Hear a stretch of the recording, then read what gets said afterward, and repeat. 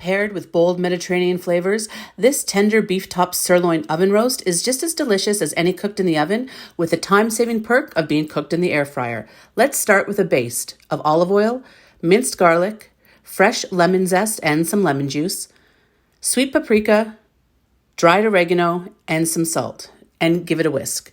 Then pat your meat dry. This will help you get a great exterior crust. Baste it with a tablespoon of that baste and then set it in an air fryer at 400 degrees for 12 minutes. Let's prep some veg.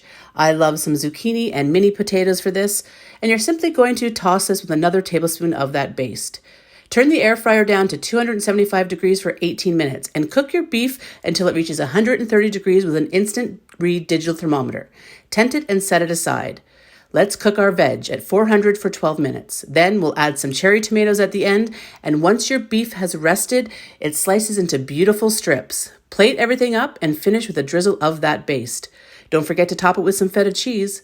This makes an outstanding roast beef dinner any night of the week.